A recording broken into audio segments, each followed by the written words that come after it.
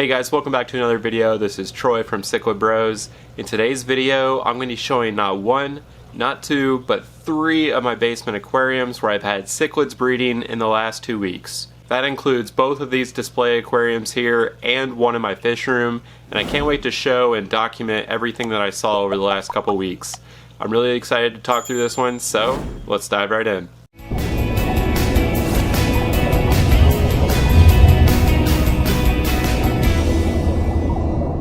Okay, so we're going to start here with my 180 gallon South American cichlid tank. If you've been following along with the channel, you've probably seen this tank before. We show this on the channel pretty frequently. This community of South American cichlids has worked really well together, and the Oscar and the chocolate cichlid and all the different severums have become very large as they reach their adult sizes. But the breeding in this tank came into play with my Geophagus topahos. I currently have 7 Geophagus topahos in this tank, and I've had them for about 3.5 years now. I've showed a care guide, I've showed a growth rate video, and different tank mate options for the Geophagus topahos, and I'll leave those down in the description below. And because I've had this group of 7 with a good ratio of males to females, I've always kept an eye out for that breeding behavior. I thought I've seen the breeding behaviors a few times over the last year or so, but I've never been able to see the eggs or see it in action. But about a week ago, I was just watching TV on the couch, and from afar I could see the Geophagus topahos, a male and a female, clearly showing some breeding behaviors by pairing up, circling around a rock, picking at the rock and cleaning it, and a little bit of circling and shimmying from both the male and female. Both of them were fired up and colored up as well, so that was another tell that they were in breeding mode. I also noticed that the female's egg tube was slightly extended, so I definitely thought that eggs were coming very soon. I kept a very close eye on them over the next few hours, and sure enough, right before the lights turned off for the night, I noticed that they had laid about 100 eggs on this rock here. It was very cool to see, but they did decide to choose probably the worst spot in this tank for some privacy.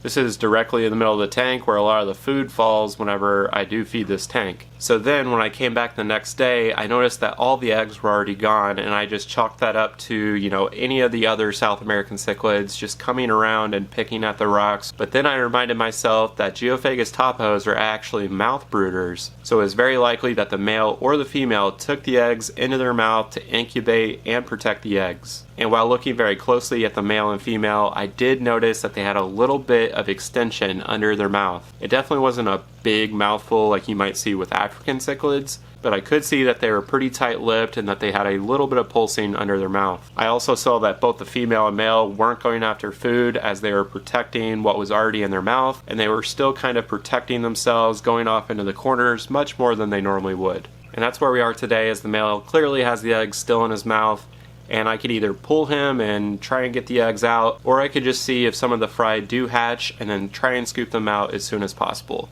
I do have a couple grow out tanks that are set up, and that's because of another situation we're going to get to later in the video. But something that was just really cool about this situation is just that a couple of the smallest cichlids in this tank, in a tank with Oscars and severums and everything else, are still able to lay eggs and breed in a tank like this. That life finds a way. So I'll be sure to update the channel on the progress of these Geophagus topahos fry, but let's move on to what's happening in the 150 gallon tank. So this is my 150 gallon custom aquarium that I set up just about 2 months ago. I had been growing out some of these cichlids in another tank, so they definitely weren't juveniles, but they were maybe kind of in that young adult stage. This included 5 electric blue acaras, and after just a few days in this tank, they had already laid eggs. I briefly showed this in an update on this 150 gallon tank when we did that 1 month update video that I'll leave in the upper right hand corner. I wasn't sure if that initial batch of eggs lasted or if the fry hatched at all, but about a month later I did notice that they had laid eggs again, and this time they laid them in a much better location that wasn't front and center in the tank. It was in this back corner. The electric blue acaras had laid the eggs on this slanted rock here in the corner of the tank. After a couple days, I noticed that the eggs had been moved down into this little crevice of this rock. A day later, I noticed that the eggs had hatched and that there were some wigglers in the group and that the parents were finally successful. And then a couple days later, the fry were free swimming and it was a cloud of fry around the parents, these 2 electric blue acara, protecting their fry the best they could. So this left me in a predicament as I had not set up a grow out tank or cycled a sponge filter or anything like that to prepare for breeding this quickly in the tank. So as this was happening and I had a cloud of fry in this 150, I did set up my 10-gallon grow out tank here with a sponge filter that is now cycling and going to be ready for any fry to come in the future. From this initial batch of fry, I haven't seen any that have made it. That is kind of what I expected in a community cichlid tank like this. But now that I have this grow out tank set up, I can't wait for the electric blue acaras to breed again, hopefully soon, so that I can pull out the fry and grow them up appropriately. And as all that was happening only a day ago, the electric blue acara laid eggs yet again in the same exact location on that slanted rock. So this was awesome to see now that I have that grow out tank set up. I can't wait for these guys to hopefully hatch. I'll pull out as many as I can to put in that grow out tank. And so now in my fish room, I have both the 10-gallon grow out tank and a 20-gallon tank that's holding my Nicaraguan cichlid that is going to be relocated very soon. So I could have both of these tanks loaded up with fry from both the Geophagus topos and the electric blue acaras in the very near future.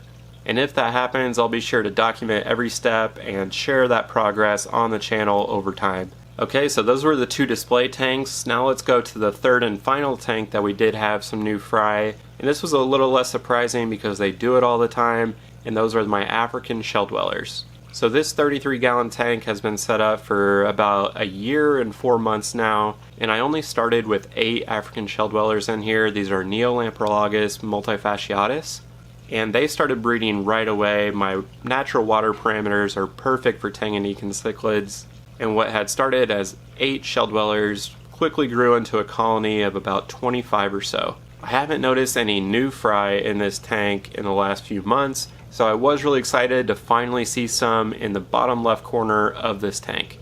As is the case with shell dwellers, they did breed in the shells themselves, so you can kind of see some of the fry poking their head out, especially when I feed the tank. They notice and start coming out of their shell. From what I can see, there's maybe another 8 to 10 fry in the shells in the bottom left hand corner here, so I'm hoping that they make it. Normally the multis are really good at not picking on each other and usually raising up the fry collectively.